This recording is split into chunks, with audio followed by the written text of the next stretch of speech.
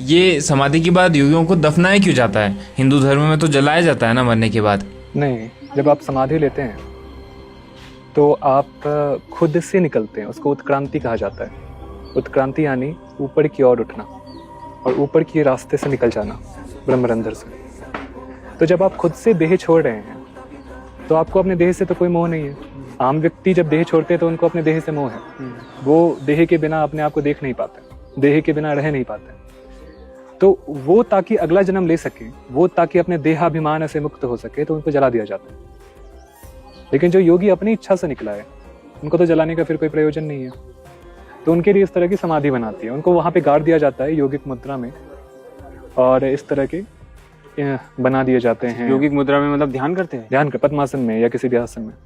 अच्छा, वो उसी आसन में रुक जाते हैं और हाँ, पकड़ के उनको उसी में डाल दिया जाता है। गड्ढा क्योंकि जब वो निकलते हैं तो आमतौर पे वो योगिक मुद्रा में ही रहते हैं, और जब वो उसी आसन में रहते हैं और बॉडी बहुत समय तक मृत्यु होती है, तो जो बॉडी है वो उसी मुद्रा में ही अकड़ जाती है, तो वही उसका मुद्रा बन जाता है। डेड बॉडी है ना, जब उसका ब्लड क्लॉट होने लगता है मरने के बाद, तो फिर वो जम जाती है उसी आकार में। तो क्योंकि वो पद्मासन में निकले थे तो उनकी बॉडी पद्मासन में अकड़ जाती है, तो उनको वहीं ऐसे ही गाड़ दिया जाता है। गाड़ा इसलिए जाता है क्योंकि अब तो वो शरीर से मुक्त हो चुके हैं, लेकिन शरीर में जो थोड़ा बहुत प्राण है और सब कुछ है, वो दूसरों का भला कर सके। जो उसमें एनर्जीज हैं, जो उसमें काइंड ऑफ वाइब्रेशंस हैं, उससे दूसरे उसको कैटलिस्ट की तरह यूज करके आगे बढ़ सकें, इसलिए उनको वहाँ पे गाड़ दिया जाता है।